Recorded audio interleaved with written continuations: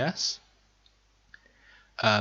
Sorry I haven't been doing a lot of these lately. I've been a bit preoccupied with stuff outside of YouTube and stuff. So I'll be hoping to do one of these every day for the next week to make up for it. So yeah, let's get into it. Let's start the. Oh, I forgot to turn the sound off. I definitely agree, and this is going to be a really exciting matchup, specifically because. Okay. So let me hide that bar. So we're just gonna go. Oh no, sorry. A bit out of practice of this. Doodly doo. So we're just going to go straight to the end of the picks and bans because I'll be going through this in my drafts of the week. Watch that every week for the rundown and the analysis of all the drafts and my opinions on certain picks. So Cloud9 goes with Malphite, Nunu, Corki, Lucian, Morgana. Team Liquid goes for Quinn, Rek'Sai. What else was there? I watched this earlier. Quinn, Rek'Sai, Twisted Fate, Callista, Alistar, I think was the thing. I think I'm right in saying that. So basically, Cloud9 have the basic kind of poke, double AD carry, big tank in the top lane, something supporty in the jungle, and a nice support. This is a really nice team comp. They're just looking to siege down towers, make a few picks, be an annoyance, anti-siege. It's got it all. It's quite a nice team comp. And Team Liquid have a kind of triple AD sort of team comp, like Twisted Fate kind of acts like an AD carry with AP items in the way he kind of positions in fights and things. And they've got an Alistar and a Rek'Sai for frontline. I like that. I don't like the Quinn though, because I mean, I think it was picked in the last rotation against a Malphite. Like, yeah, I think you pick Tam Kench there and you just out tank them at that point. I think that's a better approach. So here the Team Liquid kind of get caught and they look for a fight and they really should have just ran away. Like, he's not going to be able to catch you. You get bound. It's a really poor move by Piglet here to do this, and it ends up with. Unfortunately, it goes towards the Morgana, but it was a really nice play there by Cloud9. And I mean, that's a terrible binding. You had one really good one and then one really bad one. So the balance has been restored. So what this means is there's an advantage in the bot lane. There's about an extra 500 gold or something flying around in their bot lane. So High goes ahead and buys the Ruby Crystal for his Morgana. This is really nice because A, it builds into an early Sightstone, which gives Cloud9 the Vision Rush, which is going to be really important in lane swaps. And not only that, but also just kind of going forward with the game, getting an earlier Sightstone means you can make more aggressive plays and try and snowball the game.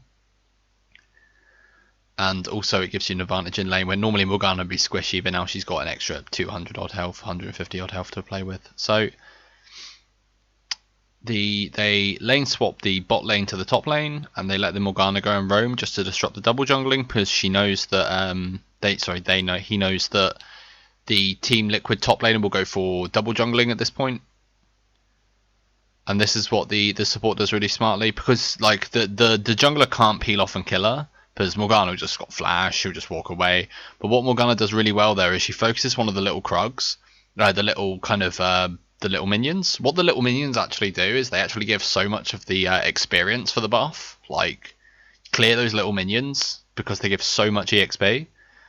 While so basically what this means is that the now doing the third camp, the Rek'Sai isn't level 3, which puts them further behind, because now for the next camp they don't have the AD, the attack speed, the health, or the level up health.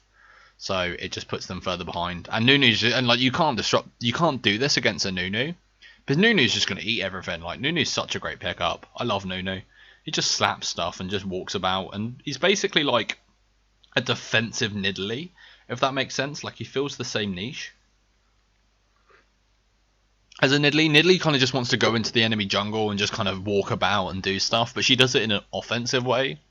While Nunu just kind of walks about, you can't kill him, and he'll just eat all your jungle if you're not careful and you don't like properly like watch out where Nunu is. So yeah, Nunu's great. I'm probably going to be doing a video about him in this week about for the Pro Pick series about Nunu, because I really love Nunu, and I think with his buffs and the priority on Dragon now, I think, and with the siege and anti-siege and zoning that's really strong at the moment, he's really good at protecting AD carries, buffing AD carries, and really good at objective control. So that's really good. So mid lane's just going to be a farm palooza. Twisted Fate's got the early advantage, but he's burnt a lot of his mana. He's got his blue cards, but it's a really good bounce there by the Malphite. I mean, he's got his blue cards, but you can only do that for so long. Like, the Corki will win out, because Corki's got a better earlier power spike than a Twisted Fate. I mean, Twisted Fate will always be relevant in the current metagame, in my opinion, because of his just kind of global map pressure. He'll always be kind of like a niche sort of pick. I don't think he's the best pick against a Corki, in my opinion. You want someone who can really get in the Corki, like, you know, really get up in the Corki's grail. I think if you pick Tam Kench, if he wasn't banned, I can't remember if he was banned, but you pick something that can go in top lane and just safely lane against the Malphite and be a big tank, and then you pick something that will just counter the Corki. I think that's like one of the things people seem to be forgetting, is if they don't have a Tam Kench, you're kind of safe to pick like an assassin into Corki, because even if it's like an AP assassin, like a Diana or something, like you can do that, because if he gets an assassin on top of him, he's dead basically. So yeah. So mid lane's just going to be farm, because Corki just wants to get his... He's never going to fight. Corki's just going to look to get his Triforce and then start bullying. Bot lane... Which bot lane has the advantage? I think pre-6, Cloud9 have the advantage with Lucian Morgana. Post-6 it becomes more even, but I mean, the ripping the Alistar out is just so strong. So this is the power of the no. Do it, Nunu. Yeah, and then Rek'Sai gets away. But, I mean, that's like 2 hits and a E. The new E buff was really nice for Nunu. It's a really nice buff. Might even make him a niche support pick in certain situations. So, Team Liquid, they're really... Are they far behind? Yeah, they're pretty... I mean, Nunu's got about a 4 creep advantage on the... what do you call it? Rek'Sai. Mid lane's behind, but the bot lane's got like a kill difference and a CS disadvantage, so they're a little bit up. I mean, I'd say with that kill that C9 are winning the early game. They've just looked like they've got crisper rotations as well. Like, they've pushed the other lane in. They've got a CS advantage. They're just doing a bit better. So, I mean, with this Nunu, yeah, you can take these Rift Arrows pretty easily with a Nunu, with the early pressure you can put on it. You can basically like do another eye pop on it with your consume as well. It's pretty nice. And then they give over the buff there to the Nunu. Basically, why the buff is really good for the Nunu is because people don't seem to realise this, but the buff actually gives you 40 flat movement speed, along with the actual buff for minions is pretty terrible, because it's just going to shove the lane, and they don't take more damage, they only give more damage, so it ends up just shoving your lane. The real advantage comes from the movement speed it gives you. It gives you 40 base movement speed. That's huge. That's like a pair of boots on top of your boots. I think it's better than a pair of boots. So please give it to your junglers. It's actually a lot better on junglers than it is on lane peeps, especially into the early game, because it just allows the Nunu now to just go kill more of Rek'Sai's stuff and be more of a nuisance on the map. So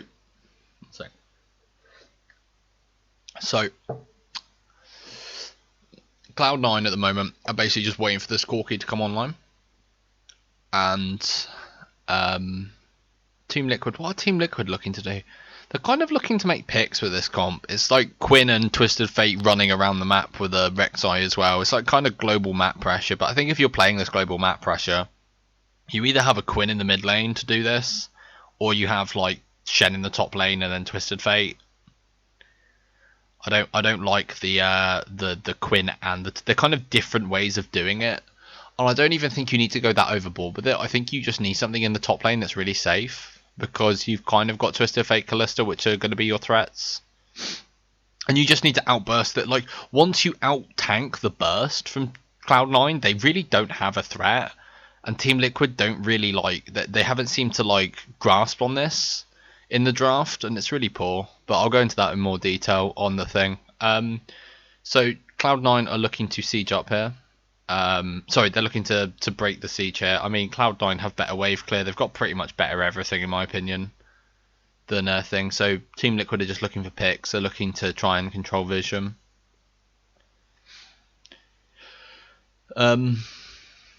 They're looking to they're basically the only way Team Liquid will win this game is if they make great picks. They don't do that, however. They kind of just get out rotated and beaten in fights, and yeah. So, but Cloud9 kind of have pick. They have engage. They've got disengage. They've got zone. They've got they've got AOE. They've got burst. They've got sustained damage with Illusion. I mean, there's nothing like Illusion can't go through on that team, bar the Alistar and his ult.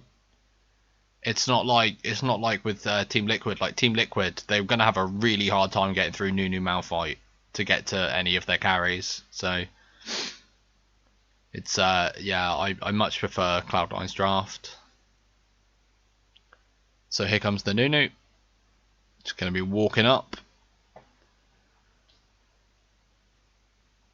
I mean, Nunu with the buffs as well. He's so sticky. If you've not played him, he's so sticky. Like his slow got increased or something to like 40% of rank 1. So his ganks are a lot more prolific than they were before. Like before it was 20%, and it was kind of like you had to level your E to actually like have any sort of like potency of your E. But now it's like instant rank 1 potency from it. It's really nice. It's a really nice buff to Nunu. And the meta shift as well with dragons and neutral objectives actually becoming more of a focus, as well as he helps in tower pushing, and he's amazing at neutral objectives. He's just like, in my opinion, I think Cloud9 are actually on the ball here with picking up Nunu. So, sorry, my mic just fell over then. Yeah, this is live, so if you're watching this on YouTube and something seems a bit weird, or I'm making like a slurp from my drink, it's because it's all live. So yeah, you can't take this from a Nunu. He'll just smite consume it. There we go. And he's got the blue buff, which, I mean, it does take it. It is good pressure there to take it away from the Corki, but Corki's fine. So, this is the new Twisted Fate build that seems to be coming out. Is the Rod of Ages as the first build, but I think you're kind of almost giving your opponent the lane, because he's such a weak laner. He almost relies on that Sheen being like his kind of first pickup. So when you gold card someone, you do a load of damage, and it's kind of really, it's really nice with the Lichbane interaction and stuff, and it helps with tower pushing and whatnot. The Rod of Ages and the teleport just kind of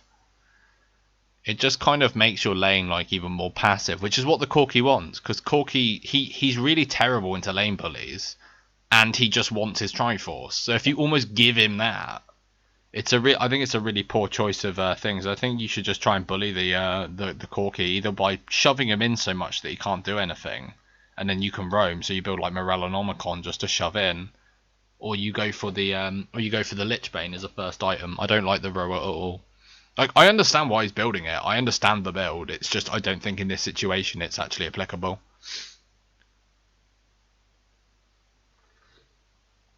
So Quinn hasn't really done much in this game. She's just been a split pusher and a farmer, and Malphite's even beating her. So I really don't understand.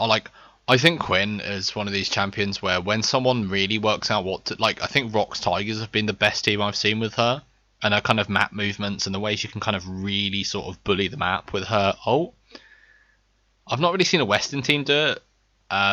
As well, I've seen Western teams win with her, but it's never been like, oh my god, it's a really good bind onto Piglet. They were just looking to, now they run away. That's really nice. So the Quinn is a really interesting pick, because basically what Quinn does is Quinn can just be at a fight. Like, you just fight around mid lane, and because the game is so mid lane focused at the moment, with the way that early game rotations work, with swinging top side, taking a tower, swinging bot side, taking a tower, sieging up mid with a high siege pressure mid laner. That's kind of the general rule of the meta at the moment. Quinn's kind of this really interesting pick. Okay, so they managed to pick out high here. So I'll just talk about that in a minute. So they managed to get a good pick. This is what Team Liquid's comp's looking to do. They're looking to pick out high. Not high. They're just looking to make picks. They've got like Twisted Fate and they've got Alistar and things. So they're just looking to make a good high impact pick. And hopefully not burning too much to get a low priority target. They didn't burn much there. I think they got like, was it Flash from Alistar, and that was really it. So it's just decent. It applies pressure, but they don't really get anything for the back of it. So they managed to, yeah. So they burn Phoenix's Flash there. It's really nice for an ultimate from the Nunu. I think that's worth. But the whole thing about a pick comp is with a pick comp, you need to make a pick and do something with the pick. Here they just get the support. All they managed to do is get the support. So, and they actually burned the ultimate from Kalista as well. So that's really not great either. So they managed. So actually, C9 end up with the pressure here with the on the tower with their Corki, and their Lucian is in a side lane. Where is Lucian? Oh no, Lucian's there as well. So they're 5-man mid, and they're basically just keeping so much pressure on in this mid lane. Because they know Team Liquid can't really answer it. The only thing that can is Twisted Fate, and he's kind of... I don't even know where Twisted Fate's going, to be honest. Twisted Fate should be in the mid lane here. And the fact he's not is really, really balmy to me. So, what was I saying? So Quinn. So wait, let's talk about the mid game here. So basically, what C9 is looking to do is they're looking to take this mid tower. Team Liquid didn't capitalise off getting a pick there. They actually burnt too much for that pick on a support with the Kalista ult going off. Like the flash was worth. If they then did something, they got Gerald for it. But I mean, like they didn't then get anything off it. They burnt 2 big spells. They really didn't get much. So it's a bit of a wasted thing. But Cloud9's they're just going to put so much pressure. They've got sidewave control. They've kind of got a lot of pressure. Like this is even here, slightly pushing in this way, but this is like really pressured. So they can just come and take this and use their Corki power spike. I think have they got Triforce by now? I think they've got Triforce boots by now. They must have. Okay, now they've got boots. So they should be looking now. They've got package. They've got Triforce boots. They should be saying, right, we group now. We push side waves. We group now. But it's actually really bad communication here. He brings the package, but no one's looking to group mid at this point. Team Liquid have actually got control over the side waves. And Malphite's actually basing. So like this is all done all wrong. But what you should do now is you should just say, right, we're mid. And just look to completely siege out the mid tier 1, because this is the point. If you take this now, this unlocks the map for Cloud9 and it completely strangleholds Team Liquid, because they need a pick comp to pick, and if you take their tier 1 and just have much more maneuverability around the map and strangle out their vision, they're never going to make their comp work. So maybe now I can talk about Quinn. So why Quinn is so strong is she just kind of she can just like be anywhere on the map in an instant without a teleport. Like she just pops her ult, she runs down to mid lane at the speed of sound, just like Sonic the Hedgehog, and then she'll just be there and she'll just clean up. Like she's really nice duelist. She's really great at split pushing. She can be anywhere. She can escape anything. It's really, really nice. Like her blind's pretty broken as well. But the problem is teams don't really play around or with it well enough. I think if you I haven't looked into it enough to be able to say what definitively is the best way to play it. But this definitely isn't. Like you never see Quinn do anything in this game from remembering. Like Quinn split pushes and runs down a side lane and actually gets beaten in CS by a Malphite. So if Quinn was the last pick here, that's a really poor last pick, Quinn. So they're slowly chipping down this tower. They're getting really good. I have no idea what that flash was there. But they managed to get the Alistar, but it will just get ripped out after his ultimate's up. It doesn't even need to get ripped out. So they burn both TP. No, only one TP. Only Balls' TP goes on cooldown. But I mean, the Quinn's applying no pressure here, and they're going to take the mid lane tower. So they pick a fight here. They get loads of knockups, but they manage to almost get the Lucian. But there's so much of a peel, disengage, and front line that they don't actually get the front line. Like That's a really nice thing. And this is what I was talking about earlier with they need to make a pick and they need to make it work. Or else the tankiness is just gonna the tankiness is just going to beat them out. But they don't have enough of a front line on Team Liquid to go for Lucian and Corki to be able to just not do anything. Like there, they could just fire all their burst into that kind of choke, and they won the fight off of basically Corki burst, Corki Malphite Lucian burst. And the bad thing about that is like they need a mega tank just to be able to say, okay, like what is that all you've got, sort of thing. But they don't really have that into the team comp, so they're kind of just going to get melted by the Corki and the Lucian, which is, I mean, it's a real shame. Like, I love Rek'Sai to bits. I think she's an absolutely brilliant champion, and she provides a lot in team with the Cinderhulk build, but she's not a true tank. She can be like that front line that you need, but she can't like do much apart from just soak damage. And there's so much burst coming through from Cloud9 that she's not like going to be able to soak it and go K like a Mundo or a Tank Henchwell. So they're basically just like absolutely throwing all the burst at the wall here, and everything's sticking against Team Liquid, if you see. And because Cloud9 have real tanks, but like Team Liquid's burst just won't stick, if that makes sense. They actually get like a really nice pick onto the Lucian, and he almost goes down, but it still wouldn't have been worth, which is a really like interesting point.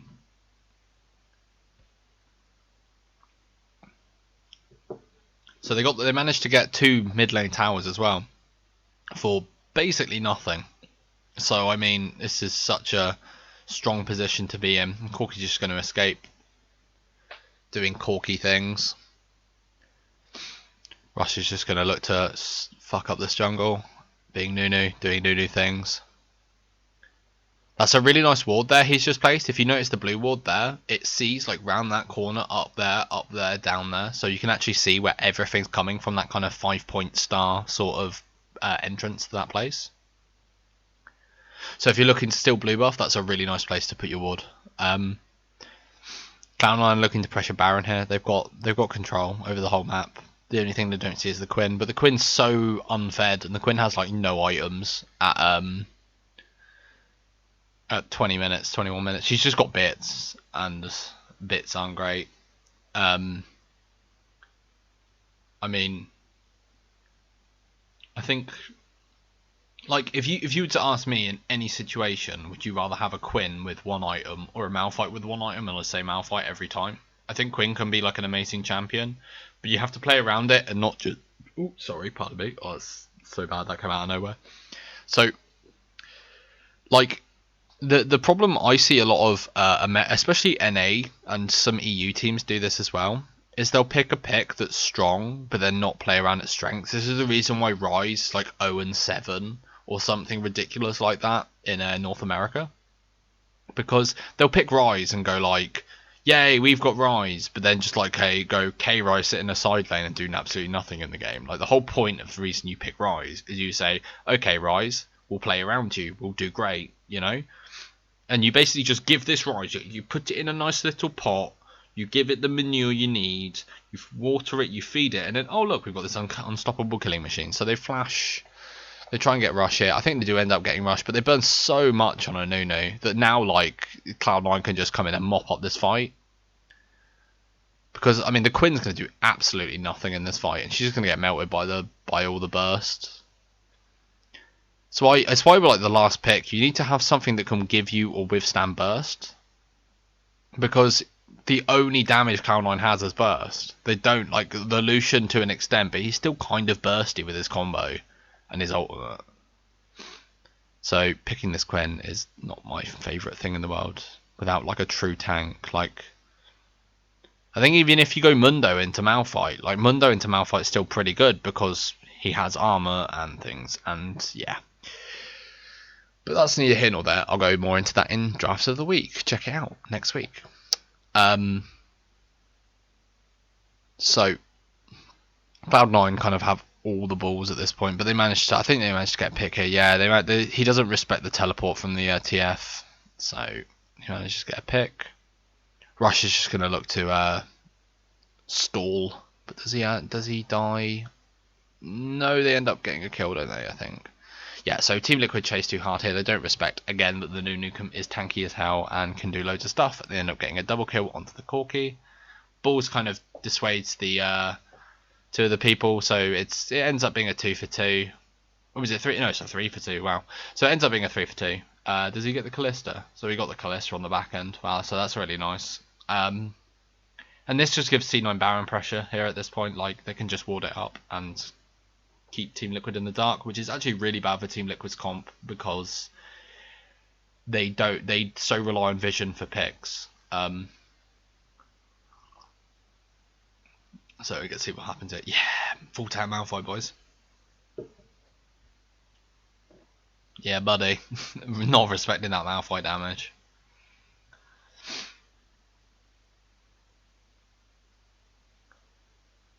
I just think it's a really weird double AD comp to go for is Quinn Callista, because the whole so yeah, and Cloud9 get the dragon there, so they're on their second.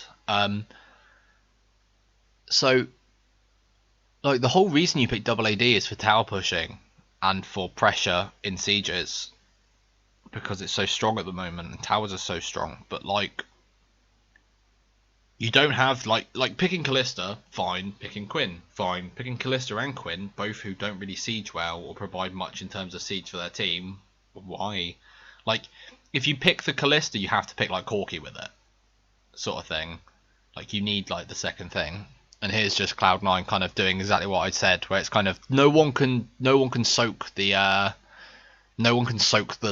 burst, so they're just able to get Baron pressure here. I mean, that ward there, that is actually broken. You can't see this on blue side. This crack here, if you place a ward in there, they can't actually see this. This ward, this does not see this. No one can see this. Cloud9 just juggling Baron pressure here.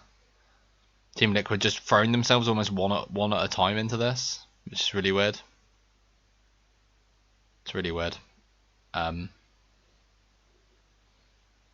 Yeah, that's really weird. But no one on Team Liquid can soak the burst from this team, and so they're just going to get things. So Piglet's smart here, and he takes the middle tower, so that breaks kind of Cloud9's defense a little bit. Gives the team a little bit of gold, but I mean, the only person who can really is Alistar with his ult up, but once Alistar blows his load, he can't really do much. I mean, why is Piglet doing red when this is happening? Why are you not here with the team? Why are you going in two at a time? You should wait for your team, your AD carry to come out. You should just look to mop up the fight, and they don't do it, and that's really bad. And they just don't have enough wave clear. Like, they've got a Twisted Fate, but Callista's wave clear is really poor. And so's Quinn's. Quinn's is like even worse. It's just really, really poor. It's a really, really poor draft. Especially like, they almost got baited picking the Alistar, because Alistar Callista is such a strong combo that the Morgana pick before it just kind of almost shuts this all down, which is a really good draft by Cloud9. And this is just what like Cloud9 want to do. They can just sit here. They can just take all the pressure. They're just going to take towers. We'll take this in here. Like, no one can stop this Corki Lucian from taking this. And they take it, and they should back off. I don't know if they back off. They should just back off here. Yeah, they back off. Okay, that's good. So, it's really nice. This is nice. Shows you how long Baron's got left to do. That's really nice. Take the blue trinket. No, no one saw the blue trinket. Oh wait, no, it's their blue trinket. Never mind. My bad. So they're just looking to shove up waves, basically. Apply pressure with the Baron buff. They've got like a minute left on it. So Cloud9 just need to basically just siege down towers. This is what's so strong at the moment, and this is like, teams seem to be, it's like two ways you can play the game at the moment. You pick hard engage and flank to beat siege, or you play siege. Like that's the two ways, and people just seem to be not picking that. It's really weird. Like, I don't understand it myself. So using the last of the Baron buff. So using the last of the Baron buff here, they take the second inhib tower. They should just look to engage this. Like, they've got immense kind of pressure here. I don't know what team this is just like kind of desperation here. The team comp just can't do anything against like a siege. So yeah, they just get beaten, they get bullied. Gonna take the inhib off this. Meanwhile, like these super creeps are just pouring into the base.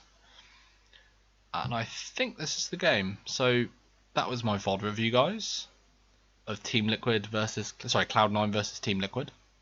I hope you enjoyed it. If you've got any suggestions, any comments, or you like or dislike the video, do that down in the thing. If you want to, if you could follow me on Twitter, the link will be either on my page or in the description. Google Plus, follow me on that. And I'm looking to try and do this every day, so please check out on my Twitter when I'll be doing it. I'll be posting on there like 5 minutes beforehand, like I'm setting up. Please come watch. And don't forget to support the channel in any way you can. Tell your friends, tell your mum, tell your dog. It's all great. So thanks for watching, and I'll see you guys around.